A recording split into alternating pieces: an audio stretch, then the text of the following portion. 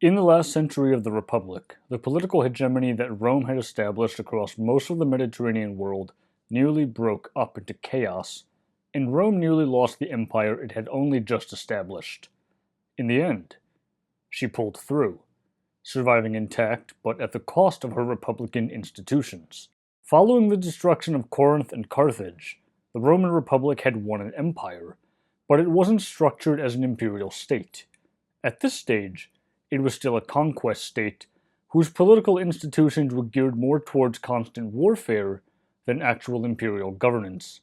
And it is this system that historians of the late Republic often blame for the near destruction of the state during the last century of the Roman Republic. To a degree, the Romans themselves probably did not know how to go about governing this newly won territory. Diplomatic and military interventions were inconsistent. The port of Delos was allowed to become a power in the Aegean because Rome deliberately forbade Rhodes from building up its navy, and then the Romans did nothing to stop Delos, while attempting to bully Antiochus IV into submission. By this point, Rome had largely informal control over the eastern Mediterranean, and as the historian Greg Wolfe points out, the states of this area were often treated in the same manner that Rome treated her Italian allies. Subordinates increased their power in fits and starts with little response from the Romans. At home, the creation of an empire caused severe problems for many Romans, leading to the Gracchi brothers attempting a series of land reforms for veterans, a political topic which flared up time and again until the end of the Republic, and which resulted in riots and which partially caused both of their deaths. Additionally, there is evidence that the rise in the slave trade bottomed out the market and caused further economic problems in Italy. The hegemony the Romans had created following the defeat of Carthage also had a number of political problems, often stemming from the instability of politics at home. In far-out regions, Rome established strong relations with local kings, and it wasn't clear what level of control the Romans actually wanted to exert in these areas. And because that level of control often was not made clear, these relations broke down. And the wars waged against Rome by Jugurtha and Mithridates IV were the results. In a sense, imprecise imperial policy created the chaotic conditions in which iron-fisted imperialism eventually had to be the norm.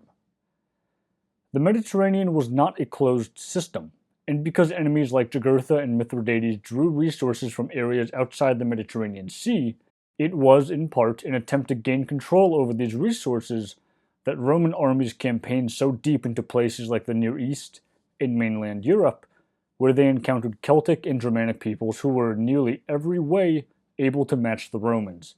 The Celts, after all, had complex urban centers of their own, and the archaeology informs us that their metalwork was oftentimes equal, if not superior, to the Romans. In 113, tribes such as the Cimbri and the Teutones began to migrate southwards from Central Europe, down into Italy and southern Gaul, and in response, the Romans shifted military attention to the north, dispatching a series of armies against the tribes before both were finally subdued by Gaius Marius. Marius was a Roman citizen who existed outside the established aristocratic system, and his subsequent election to the office of consul 6 times reflects the growing need of the Roman Republic for strong men who could effectively deal with threats in a manner that republican institutions simply could not, which has raised the question among historians of whether or not democracy is compatible with empire. Add to this the actual problems of representation. Were the directly administered provinces outside Italy to be included in the Republic or not? And if they were, how did the non-Roman allies in Italy fit into this new picture? And we begin to see a gradual breakdown of the political structure. Eventually, a new system of politics began to emerge.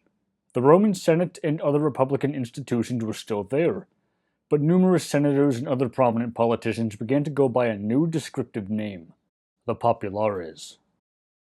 Pop history can sometimes paint this as a political party, especially one to which Julius Caesar belonged, but that would be the incorrect view.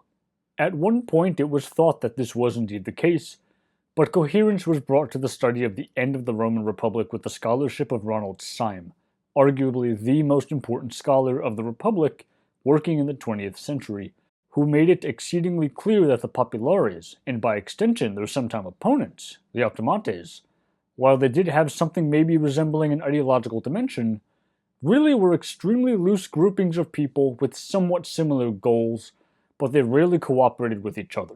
What they sought to do was back their individual aims through pretenses to historical precedence, and thus legitimacy, while also obtaining the backing of the proverbial man in the street and the popular assemblies.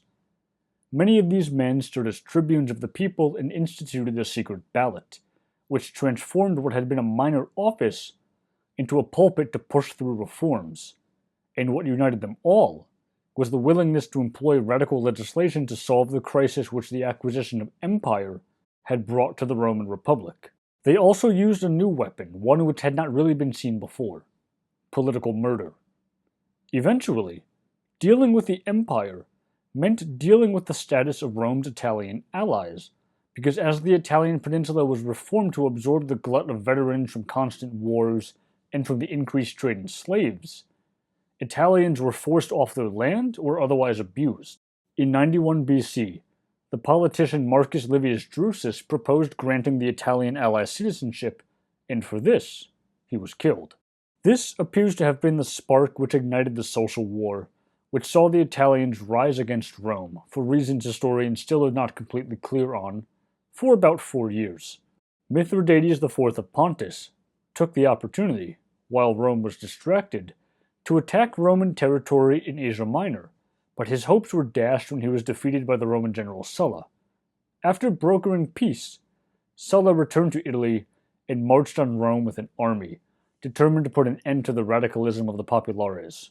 Sulla, like those he opposed, used the tools of his opponents against them, and after establishing his dictatorship, the citizens of Rome awoke to find lists of names in the Forum. The bloodletting of late Republican politics had only just begun.